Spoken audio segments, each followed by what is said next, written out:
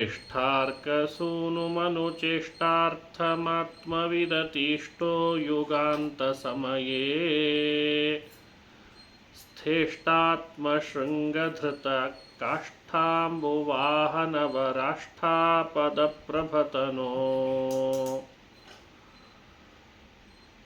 खण्डीभवद्बहुलडिण्डीरजृम्भणसुचण्डीकृतो दधिमः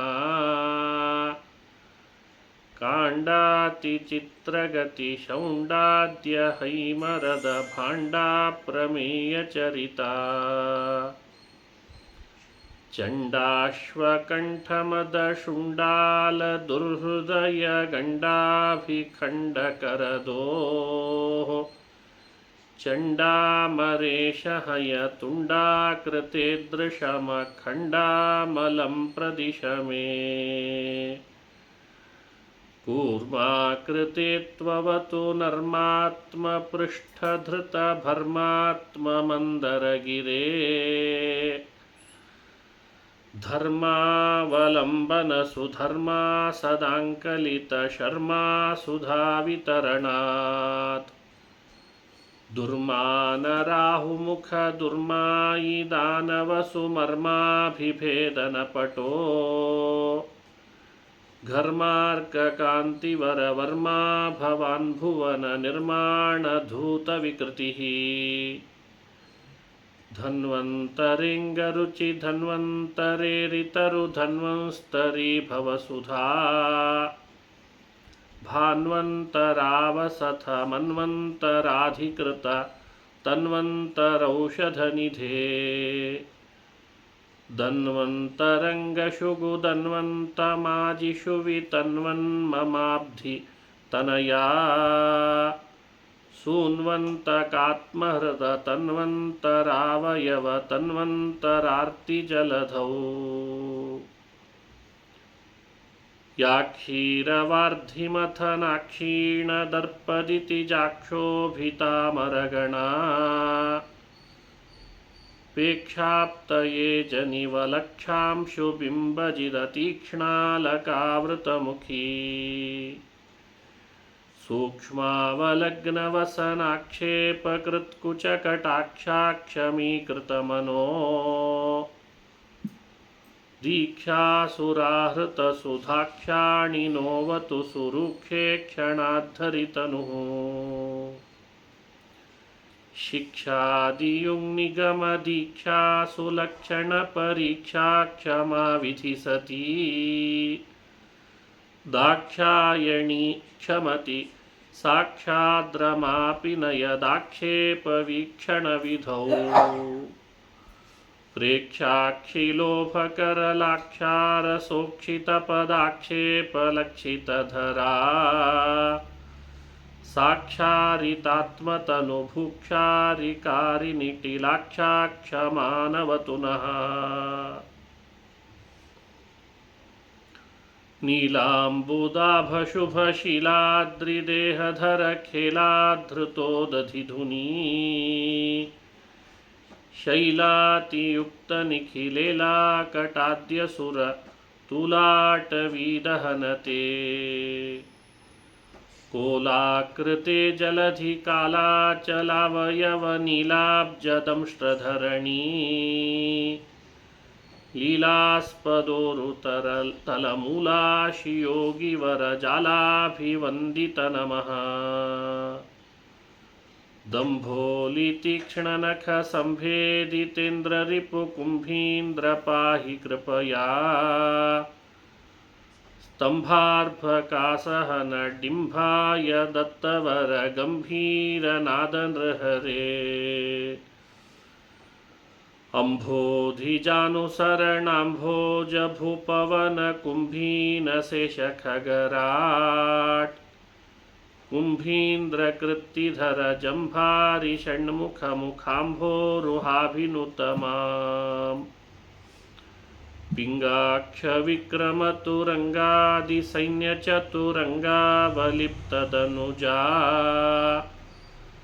साङ्गाध्वरस्थबलिसाङ्गावपातऋषि ताङ्गामरालिनुतते ಶೃಂಗಾರಪಾದ ನಖ ತುಂಗಾಗ್ರ ಭಿನ್ನ ಕನಕಾಂಗಾಂಡಪಾತಿತಟಿನೀ ತುಂಗಾತಿ ಮಂಗಲತರಂಗಾಭಿಭೂತ ಭಜಕಾಂಗಾಘ ವಾಮನ ನಮಃ ಧ್ಯಾನಾರ್ಹ ವಾಮನ ತನೋನಾಥ ಪಾಹಿ ಯಜಮಾನಾ ಸುರೇಶ ವಸುಧಾ ದಾನಾಯ ಯಾಚನಿಕಲೀನಾರ್ಥ ವಾಗ್ವಶಿತ ನಾನಾ ಸದಸ್ಯದನುಜಾ ಮೀನಾಂಕ ನಿರ್ಮಲ ನಿಶಾನಾಥ ಕೋಟಿಲ ಸಮಾನಾತ್ಮ ಮೌಂಜಿಗುಣ ಕೌ ಪೀನಾಚ್ಛ ಸೂತ್ರಪದ ಯಾನಾಥ ಪತ್ರಕರ ಕಾನಮ್ಯ ದಂಡವರಭೃತ್. ಇವತ್ತು 11ನೇ ಶ್ಲೋಕ ಪಾಠ ಆಗ್ತಾ ಇದೆ. ಪರಶುರಾಮಾವತಾರವನ್ನು ಹೇಗೆ ಸ್ತೋತ್ರ ಮಾಡಬೇಕು ಅಂತ ಭಾವಿ ಸಮೀರ ವಾದರಾಜರು ಶಿಕ್ಷಣ ಕೊಡ್ತಾ ಇದ್ದಾರೆ.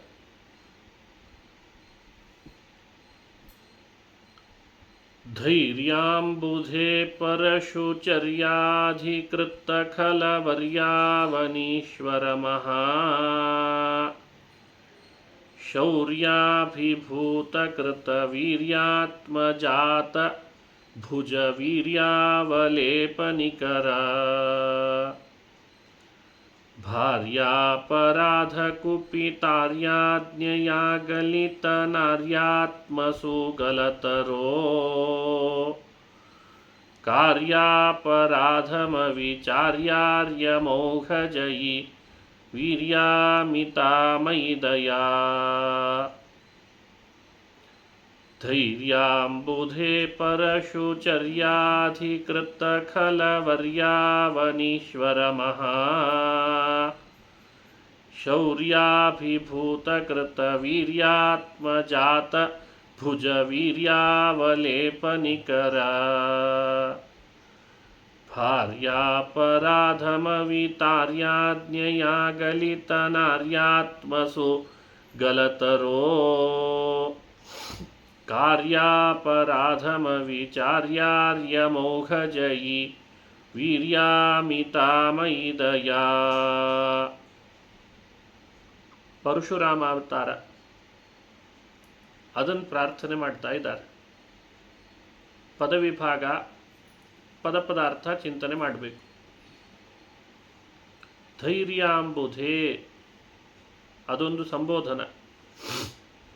ಪರಶುಚರ್ಯಾಧಿಕೃತ ಖಲ ವೀರ್ಯಾವನೀಶ್ವರ ಪರಶುಚರ್ಯಾಧಿಕೃತ ಖಲ ವೀರ್ಯಾವನೀಶ್ವರ ವರ್ಯಾವನೀಶ್ವರ ಖಲವರ್ಯ ಅವನೀಶ್ವರ ಮಹಾಶೌರ್ಯಾಭಿಭೂತ ಕೃತ ವೀರ್ಯಾತ್ಮಜಾತ ಭುಜ ವೀರ್ಯಾವಲೇಪನಿಕರ ಅದು ಬೇರೆ ಸಂಬೋಧನ. ಭಾರ್ಯಾಪರಾಧ ಮವಿಚಾರ್ಯ ಭಾರ್ಯಾಪರಾಧ ಕುಪಿತಾರ್ಯಾಜ್ಞೆಯ ಸಮಸ್ತ ಪದ ಭಾರ್ಯಾಪರಾಧ ಕುಪಿತಾರ್ಯಾಜ್ಞೆಯ ಗಲಿತ ನಾರ್ಯಾತ್ಮಸು ಗಲತರೋ ಕಾರ್ಯ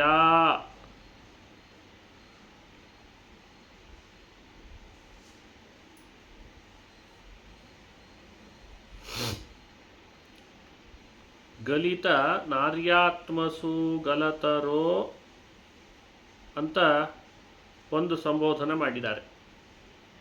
ಕಾರ್ಯ ಬೇರೆ, ಕಾರ್ಯ ಅನ್ನೋದು ಒಂದು ಪ್ರತ್ಯೇಕ ಪದ. ಅದು ಕಾರ್ಯ ಅಪರಾಧಂ, ಕಾರ್ಯ ಬೇರೆ, ಅಪರಾಧಂ ಅಂತ ಬೇರೆ ಪದ.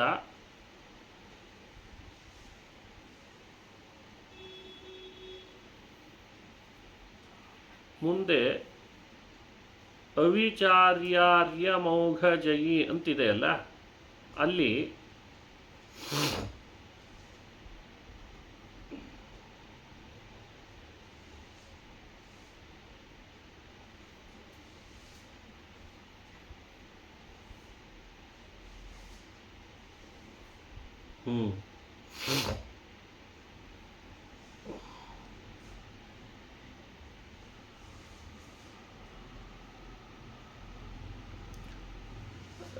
ಅಪರಾಧಂ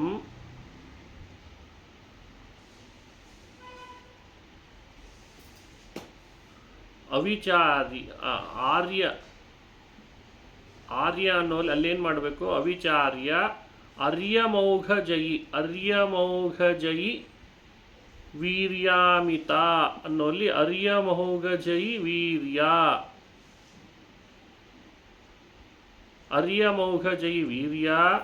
ಅಮಿತ ಅದು ಬೇರೆ ಪದ, ಮಯಿ ಬೇರೆ ಪದ, ದಯಾ ಬೇರೆ ಪದ. ಇಷ್ಟು ಪದ ವಿಭಾಗ ಮಾಡಿಕೊಳ್ಬೇಕು. ಇನ್ನೊಮ್ಮೆ ಹೇಳ್ತೇನೆ. ಧೈರ್ಯಾಂಬುಧೇ ಅದು ಒಂದು ಸಂಬೋಧನ. ಪರಶುಚರ್ಯಾಧಿಕೃತ ಖಲವೀರ್ಯಾವನೀಶ್ವರ, ಪರಶುಚರ್ಯಾಧಿಕೃತ ಖಲವರ್ಯಾವನೀಶ್ವರ ಅದು ಒಂದು ಪದ.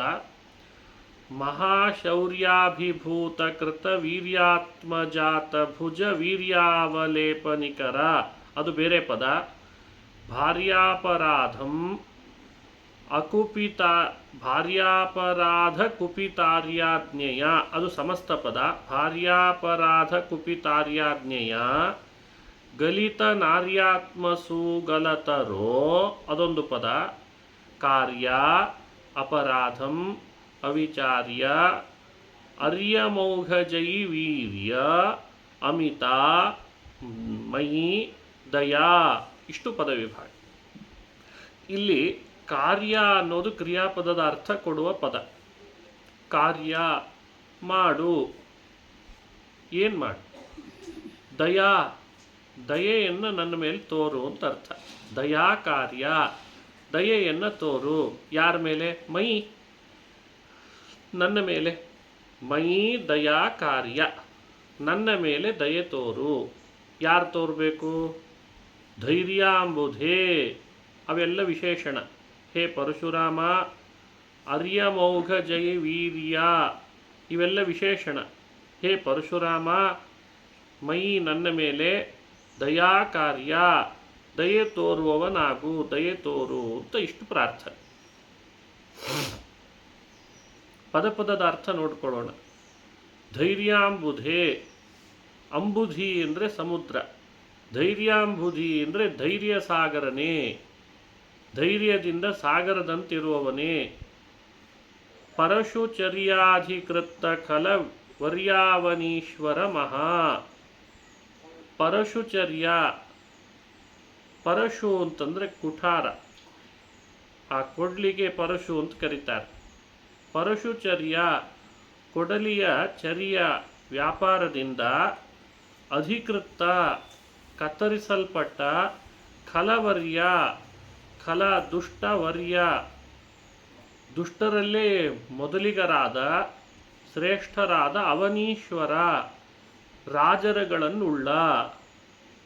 ಅತಿ ದುಷ್ಟರಾದ ರಾಜರುಗಳ ತಲೆಯನ್ನು ಕುಠಾರದಿಂದ ಕತ್ತರಿಸಿ ಹಾಕ್ತಾ ಇದ್ದ ಅಂತ ಕಥೆ ಪರಶುರಾಮ ಅವತಾರದಲ್ಲಿ. ಅದನ್ನು ಸಂಗ್ರಹ ಮಾಡಲಿಕ್ಕೆ ಹೇಳಿರುವ ಮಾತು. ಪರಶುಚರ್ಯ ಅಧಿಕೃತ ಖಲವರ್ಯ ಅವನೀಶ್ವರ.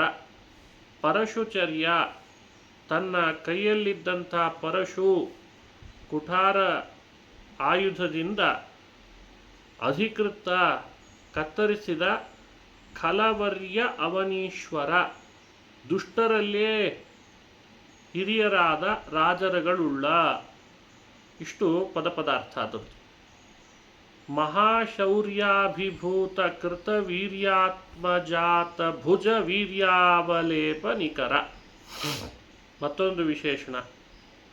ಮಹಾಶೌರ್ಯ ಬಹಳ ಪರಾಕ್ರಮದಿಂದ ಅಭಿಭೂತ ನಾಶ ಮಾಡಲ್ಪಟ್ಟ ಕೃತವೀರ್ಯಾತ್ಮಜಾತ ಭುಜ ವೀರ್ಯ ಅವಲೇಪ ನಿಕರ. ಕೃತವೀರ್ಯ ಅಂತ ಒಬ್ಬ ರಾಜ, ಅವನಿಂದ ಹುಟ್ಟಿದವನು ಕೃತವೀರ್ಯಾತ್ಮಜ ಅಂದರೆ ಕಾರ್ತವೀರ್ಯಾರ್ಜುನ ಅಂತ ಹೆಸರು ಅವನಿಗೆ. ಕೃತವೀರ್ಯನ ಆತ್ಮಜಾತ ಮಗನಾದ ಕಾರ್ತವೀರ್ಯಾರ್ಜುನನ ಭುಜವೀರ್ಯ ಭುಜ ಪರಾಕ್ರಮಗಳ ಜಾತ ಸಮೂಹ ಅವಲೇಪ ನಿಕರ, ಅವನ ಅಹಂಕಾರ ಸಮೂಹವು ಅಭಿಭೂತ ಬಹಳ ದೊಡ್ಡ ಪರಾಕ್ರಮದಿಂದಲೇ ನಾಶ ಮಾಡಲ್ಪಟ್ಟಿತು. ಮಹಾಶೌರ್ಯೇಣ ಅಭಿಭೂತ ಕೃತ ವೀರ್ಯ ಆತ್ಮಜಾತ ಭುಜ ವೀರ್ಯ ಅವಲೇಪ ನಿಕರ ಏನ ಸಹ. ಕೃತವೀರ್ಯನ ಆತ್ಮಜಾತ ಮಗನಾದ ಕಾರ್ತವೀರ್ಯಾರ್ಜುನನ ಭುಜವೀರ್ಯ ಜಾತ ಭುಜ ಪರಾಕ್ರಮದ ಸಮೂಹ, ಆ ಸಮೂಹ ಮತ್ತು ಅವನ ಗರ್ವನಿಕರ ಅಹಂಕಾರ ಸಮೂಹ ಇದು ಅಭಿಭೂತ ಯಾರ ಶೌರ್ಯದಿಂದ ನಾಶ ಮಾಡಲ್ಪಟ್ಟಿತೋ. ಎಷ್ಟು ಯುದ್ಧ ಮಾಡಿದಾನೆ ಕಾರ್ತವೀರ್ಯಾರ್ಜುನ ಪರಶುರಾಮನ ಹತ್ರ, ಎಲ್ಲ ರೀತಿಯಿಂದ ಥಳಿಸಿಬಿಟ್ಟಿದ್ದಂತೆ ಪರಶುರಾಮ ಅವನನ್ನು, ಏನೇನೇನಿರಲಿಲ್ಲ ಅಂತ ಹುಟ್ಟಡಗಿಸಿಬಿಟ್ಟಿದ್ದ. ಅದನ್ನು ಸಂಗ್ರಹ ಮಾಡಿದ್ದಾರೆ. ಮಹಾಶೌರ್ಯಾಭಿಭೂತ ಕೃತ ವೀರ್ಯಾತ್ಮಜಾತ ಭುಜ ವೀರ್ಯಾವಲೇಪ ನಿಕರ, ಅವನ ಭುಜ ಪರಾಕ್ರಮ ಜಾತ ಗರ್ವ ನಿಕರ ಅಂತ ವಿವರಣೆ ಮಾಡ್ತಾರೆ. ಅವನ ಭುಜ ವೀರ್ಯ ಜಾತ ಗರ್ವ ನಿಕರ, ಅವನ ಗರ್ವ ಸಮೂಹ ಇವನ ಮಹಾಶೌರ್ಯದಿಂದ ಏನಿಲ್ಲ ಅಂತ ಅನಿಸಿಬಿಟ್ಟಿದ್ದ, ನಾಶ ಆಗಿತ್ತು. ಅದೊಂದು ಕಥೆ ಸಂಗ್ರಹ ಆಯಿತು. ಭಾರ್ಯಾಪರಾಧಂ, ಪರಶುರಾಮ ದೇವರ ತಾಯಿ ರೇಣುಕಾ ಅಂತ, ಜಮದಗ್ನಿ ಋಷಿಗಳ ಪತ್ನಿ. ಪತ್ನಿ ಅನ್ನೋ ಅರ್ಥದಲ್ಲಿ ಸಂಸ್ಕೃತದಲ್ಲಿ ಭಾರ್ಯ ಅನ್ನೋ ಪದ. ಹಾಗಾಗಿ ಭಾರ್ಯ ಜಮದಗ್ನಿಗಳ ಪತ್ನಿಯಾದ ರೇಣುಕೆ, ಅವಳ ಅಪರಾಧಂ, ಅವಳು ಮಾಡಿದಂಥ ಅಪರಾಧವನ್ನು, ಅವಳೊಂದು ಅಪರಾಧದಿಂದ ಅಂತ, ನೀರು ತರಲಿಕ್ಕೆ ಹೋದಾಗ ಒಬ್ಬ ಗಂಧರ್ವನನ್ನು ನೋಡಿ ಮೋಹಿತಳಾಗಿತ್ತು ರೇಣುಕೆ. ಹಾಗಾಗಿ ಅದನ್ನು ಸಂಗ್ರಹಿಸಬೇಕಾಗಿದೆ. ಭಾರ್ಯಾಪರಾಧ ಕುಪಿತ ಆರ್ಯಾಜ್ಞೆಯ, ಅಪರಾಧಂ ಅಲ್ಲ, ಭಾರ್ಯಾಪರಾಧ ಕುಪಿತಾರ್ಯಾಜ್ಞೆಯ. ಭಾರ್ಯ ಜಮದಗ್ನಿಗಳ ಪತ್ನಿಯಾದ ರೇಣುಕೆಯಿಂದ ಮಾಡಿದ ಅಪರಾಧದಿಂದ ಕುಪಿತ ಸಿಟ್ಟಾದಂತಹ ಆರ್ಯ ತನ್ನ ತಂದೆಯಾದ ಜಮದಗ್ನಿಯ ಆಜ್ಞೆಯ ಆದೇಶದಿಂದ ಗಲಿತ ನಾರ್ಯಾತ್ಮಸು ಗಲತರೋ, ಗಲಿತ ತುಂಡರಿಸಲ್ಪಟ್ಟ, ಆರ್ಯ ಆತ್ಮಸು ಗಲತರೋ, ಅದು ನಾರ್ಯ, ತುಂಡರಿಸಲ್ಪಟ್ಟಂಥ ನಾರ್ಯ ಅಂದರೆ ಸ್ತ್ರೀ, ಅವರ ಆತ್ಮಸೂನು ಅಂದರೆ ತನ್ನ ತಾಯಿಯ ಮಕ್ಕಳು ಅಂದರೆ ತನ್ನ ತಮ್ಮಂದರು ಅಂತ ಅರ್ಥ. ಬರೀ ಜಮದಗ್ನಿಗಳ ಪತ್ನಿಯ ತಲೆ ಅಷ್ಟೇ ಕತ್ತರಿಸಲಿಲ್ಲ, ಅವಳಲ್ಲಿ ಹುಟ್ಟಿದ ತನ್ನ ತಮ್ಮಂದ್ರ ತಲೆನೂ ಕತ್ತರಿಸಿದಾನೆ. ಅದನ್ನು ಜಮದಗ್ನಿಗಳೇ ಹೇಳಿದ್ದು. ಅದಕ್ಕೆ ಆದೇಶದಿಂದ ಗಲಿತ ನಾರ್ಯ ಆತ್ಮಸು ಗಲತರೋ ಅಂದರೆ ಗಲಿತ ತುಂಡರಿಸಲ್ಪಟ್ಟ, ನಾರ್ಯ ಅದೇ ಸ್ತ್ರೀಯ, ಆತ್ಮಸು ಅಂದರೆ ಮಕ್ಕಳು, ಅಂತಹ ಸ್ವಜನನ್ಯ ತನ್ನನ್ನು ಹಡೆದಂತಹ ತಾಯಿಯ ಗಲತರೋ, ತಮ್ಮಂದ್ರದ್ದಲ್ಲ ತನ್ನ ತಾಯಿದೇ ಅದು, ತನ್ನ ತಾಯಿಯ ಗಲ ಕಂಠಭಾಗವೇ ತರೋ ವೃಕ್ಷದಂತೆ ಉಳ್ಳ, ಗಲಯೇವ ತರುಹು ಗಲತರುಹು ಏನ ಸಹ ಗಲಿತಃ ಏನ ಸಹ ಅಂತ ಅಲ್ಲಿಗನ್ವಯ. ತಮ್ಮಂದ್ರದ್ದು ಹೇಳಿಲ್ಲ, ಅದನ್ನು ಇಟ್ಕೊಳ್ಬೇಕಷ್ಟೇ ಉಪಲಕ್ಷಣೀಯ. ಗಲಿತ ನಾರ್ಯ ಆತ್ಮಸೂ ಗಲತರೋ, ಗಲಿತ ತುಂಡರಿಸಲ್ಪಟ್ಟ ನಾರ್ಯ ಆ ರೇಣುಕಾದೇವಿ, ಆ ನಾರ್ಯಾಯ ಆತ್ಮಸುವಹ ಅಂದರೆ ತನ್ನ ತಾಯಿಯ ಕಂಠವೆಂಬ ವೃಕ್ಷವುಳ್ಳ ಅಂತ ಅರ್ಥ. ವೃಕ್ಷವನ್ನು ಛೇದಿಸುವಾಗ ಹೇಗೆ ಛೇದಿಸ್ತಾರೋ ಹಾಗೆ ತಲೆ ಕತ್ತರಿಸ್ಬಿಟ್ನಂತೆ. ಇದು ಆ ಪದದ ಅರ್ಥ. ಆಮೇಲೆ ಅರ್ಯಮೌಘ ಜೈ ವೀರ್ಯ. ಅರ್ಯಮೌಘ ಜಯಿ. ಅರ್ಯಮೌಘ ಅಂದರೆ ಅರ್ಯಂನ ಅಂದರೆ ಸೂರ್ಯ. ಅರ್ಯಮೌಘ ಅಂದರೆ ಸೂರ್ಯರು ಬಹಳ ಜನ, ಅವರ ಸಮೂಹದ ಪರಾಕ್ರಮವನ್ನು ಗೆಲ್ಲುವ ಶಕ್ತಿ ಇವನಿಗಿದೆ. ಗೆಲ್ಲುವ ಶಕ್ತಿ, ಅದಕ್ಕೇನೆ ಅರ್ಯಮೌಘ ಜೈ ವೀರ್ಯ. ಅರ್ಯಂನಾಂ ಸೂರ್ಯಾಣಾಂ ಓಘಂ ಸಮೂಹಂ. ಸೂರ್ಯರ ಸಮೂಹವನ್ನು ಜಯಿ ಗೆಲ್ಲುವಂತಹ ವೀರ್ಯ ಪರಾಕ್ರಮವುಳ್ಳಂತಹ ಹೇ ಪರಶುರಾಮ, ಮಯಿ ನನ್ನ ವಿಷಯದಲ್ಲಿ ಅಮಿತ ಅಪರಿಮಿತವಾದ ದಯೆಯು ಕಾರ್ಯ ಮಾಡಲ್ಪಡಲಿ. ಅಂದರೆ ನನ್ನ ಮೇಲೆ ದಯೆ ತೋರು ಅಂತ ಇಷ್ಟ ಅರ್ಥ ಅದಕ್ಕಷ್ಟೆ. ನನ್ನ ಮೇಲೆ ದಯೆ ತೋರು ಅಂತ ಪ್ರಾರ್ಥನೆ ಮಾಡ್ತಾ ಇದ್ದಾರೆ. ಭಾರಿ ಇದೆ ಶ್ಲೋಕ. ಇನ್ನೊಮ್ಮೆ ಪದಾರ್ಥ ನೋಡೋಣ. ಹೇ ಧೈರ್ಯಾಂಬುಧೇ, ಧೈರ್ಯ ಸಾಗರನೇ, ಪರಶುಚರ್ಯಾಧಿಕೃತ ಖಲ ವರ್ಯಾವನೀಶ್ವರ. ಪರಶುಚರ್ಯ, ಪರಶು ಕುಠಾರವೆಂಬ ಆಯುಧದಿಂದ ಅಧಿಕೃತ ಕತ್ತರಿಸಲ್ಪಟ್ಟ, ಕಲವರ್ಯ ಅತಿದುಷ್ಟರಾದ ಅವನೀಶ್ವರ ರಾಜರನ್ನುಳ್ಳ, ಮಹಾಶೌರ್ಯಾಭಿಭೂತ ಕೃತವೀರ್ಯಾತ್ಮಜಾತ ಭುಜ ವೀರ್ಯಾವಲೇಪ ನಿಕರ. ಮಹಾಶೌರ್ಯ, ಬಹಳ ಶೌರ್ಯದಿಂದ ಅಭಿಭೂತ ನಾಶ ಮಾಡಲ್ಪಟ್ಟ, ಕೃತವೀರ್ಯ ಆತ್ಮಜಾತ ಭುಜ ವೀರ್ಯ ಅವಲೇಪ ನಿಕರ. ಕೃತವೀರ್ಯನ ಆತ್ಮಜಾತ ಮಗನಾದ ಕಾರ್ತವೀರ್ಯಾರ್ಜುನನ ಭುಜವೀರ್ಯ ಜಾತ ಅವಲೇಪ ನಿಕರ. ಭುಜ ಪರಾಕ್ರಮ ಜಾತ ಗರ್ವ ಸಮೂಹ ಉಳ್ಳವನೇ. ಭಾರ್ಯಾಪರಾಧ ಕುಪಿತಾರ್ಯಾಜ್ಞೆಯ, ಭಾರ್ಯೆ ರೇಣುಕೆಯಿಂದ ಮಾಡಲ್ಪಟ್ಟ ಅಪರಾಧದಿಂದ ಕುಪಿತ ಸಿಟ್ಟಾದ, ಅದೇ ಗಂಧರ್ವನನ್ನು ನೋಡಿದ್ರಿಂದ ಅಪರಾಧ ಮಾಡಿದಾಳೆ ಅಂತ ಸಿಟ್ಟಾದ, ಆರ್ಯ ತಂದೆಯಾದಂಥ ಜಮದಗ್ನಿಯ ಆಜ್ಞೆಯ ಆದೇಶದಿಂದ ಗಲಿತ ನಾರ್ಯ ಆತ್ಮಸೂ ಗಲತರೋ. ಗಲಿತ ತುಂಡರಿಸಲ್ಪಟ್ಟ ನಾರ್ಯ ಆತ್ಮಸು ಗಲತರೋ. ನಾರ್ಯಾಹ ಸ್ತ್ರೀಯಾಹ, ಆತ್ಮಸುವಹ ತನ್ನ ತಾಯಿಯ ಗಲವೆಂಬ ತರು ವೃಕ್ಷವುಳ್ಳಂತಹ.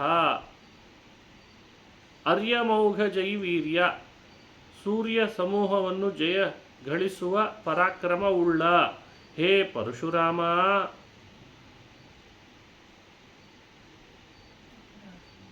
ಒಂದು ಪದದ ಅರ್ಥ ಬಿಟ್ಟೋಯಿತು, ಎರಡು ಪದದ ಅರ್ಥ ಬಿಟ್ಟೋಯಿತು. ಅದನ್ನು ಇಲ್ಲಿ ಸೇರಿಸ್ಕೊಂಡ್ರೆ ಚೆನ್ನಾಗಿರ್ತದೆ. ಅದು ಇಲ್ಲದೆ ಇದ್ದರೆ ಆ ಪೂರ್ಣ ಪದಾರ್ಥ ಹೇಳಿದ ಹಾಗಾಗಲ್ಲ, ಅದಕ್ಕೆ ಹೇಳ್ತಿದೆ.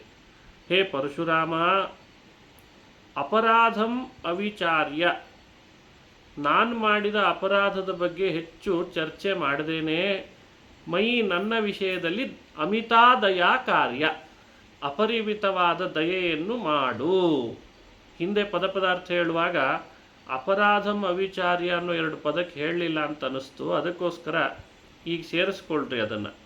ನಾನು ಮಾಡಿದ ಅಪರಾಧಗಳು ಬಹಳ ಇದ್ದಾವೆ. ಅಪರಾಧ ಸಹಸ್ರಾಣಿ ಕ್ರಿಯಂತೆ ಹರ್ನಿಶಮ್ಮಯ್ಯ, ಸಾವಿರಾರು ಅಪರಾಧ ಮಾಡ್ತೇವೆ.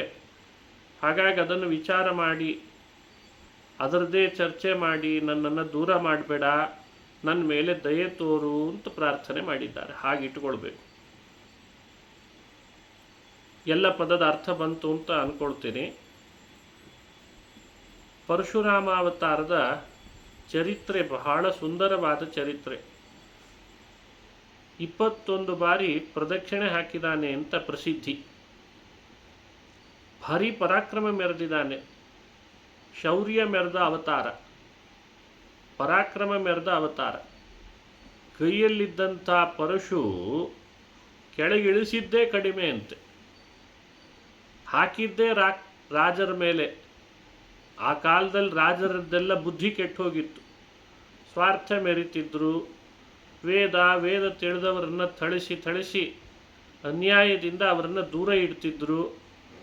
ಹಾಗಾಗಿ ದುಷ್ಟ ಕ್ಷತ್ರಿಯರನ್ನು ತನ್ನ ಕುಠಾರದಿಂದ, ತನ್ನ ಕೊಡಲಿಯಿಂದ ಚೆನ್ನಾಗಿ ಶಿಕ್ಷಿಸಿದ, ಕತ್ತರಿಸಿ ಹಾಕಿದ.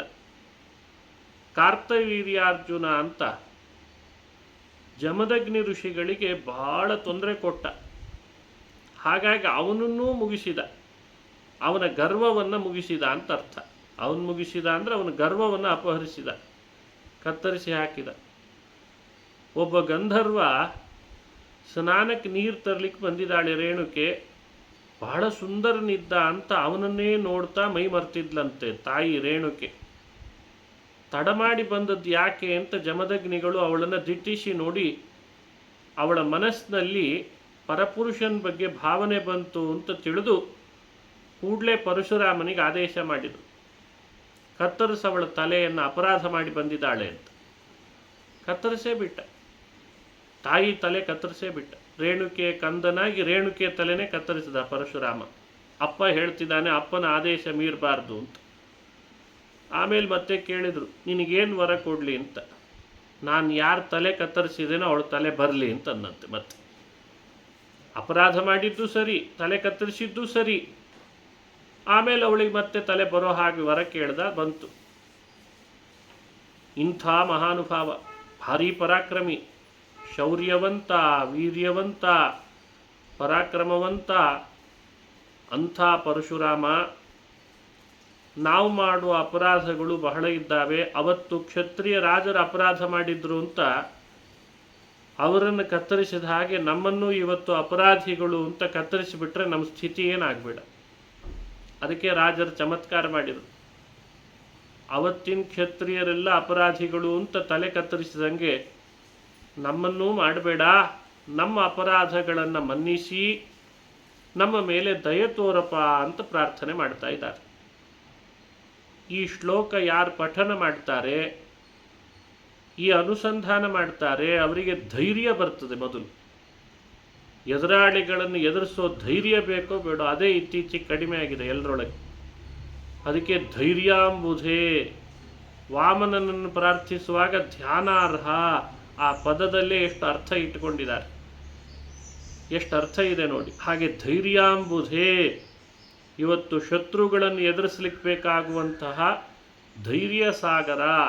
ಹಾಗಾಗಿ ಈ ಶ್ಲೋಕದಿಂದ ಧೈರ್ಯ ಬರ್ತದೆ, ಶತ್ರುಗಳನ್ನು ಎದುರಿಸುವ ಶಕ್ತಿ ಬರ್ತದೆ.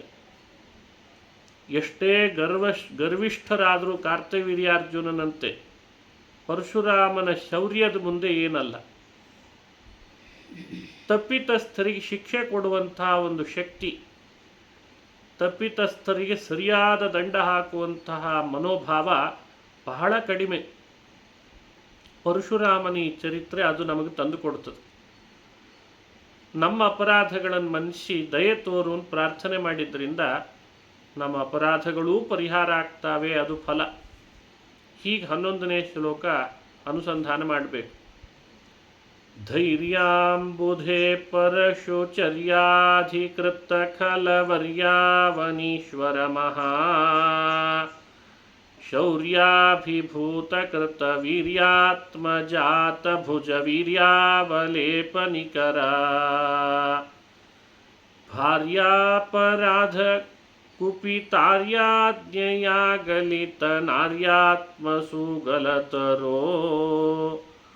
ಕಾರ್ಯಾಪರಾಧಮವಿಚಾರ್ಯಾರ್ಯಮೌಘಜೈ ವೀರ್ಯಾಮಿತಾಮಯಿ ದಯಾ. ಇನ್ನೊಮ್ಮೆ ಶ್ಲೋಕ. ಧೈರ್ಯಾಂಬುಧೇ ಪರಶುಚರ್ಯಾಧಿಕೃತ ಖಲವರ್ಯಾವನೀಶ್ವರ ಮಹಾ ಶೌರ್ಯಾಭಿಭೂತಕೃತ ವೀರ್ಯಾತ್ಮಜಾತ ಭುಜ ವೀರ್ಯಾವಲೇಪನಿಕರ ಭಾರ್ಯಾಪರಾಧ ಕುಪಿತಾರ್ಯಾಜ್ಞೆಯಾಗಲಿತ ನಾರ್ಯಾತ್ಮಸುಗಲತರೋ ಕಾರ್ಯಾಪರಾಧಮ ವಿಚಾರ್ಯಾರ್ಯಮೌಘಜೈ ವೀರ್ಯಾಮಿತಾಮಯಿ ದಯಾ. ಈಗ 11ನೇ ಶ್ಲೋಕ ಆಗಿದೆ. ನಾಳೆ 12ನೇ ಶ್ಲೋಕ ನೋಡ್ಬೋದು. ಇವತ್ತು ಮಧ್ವ ಸಿದ್ಧಾಂತದ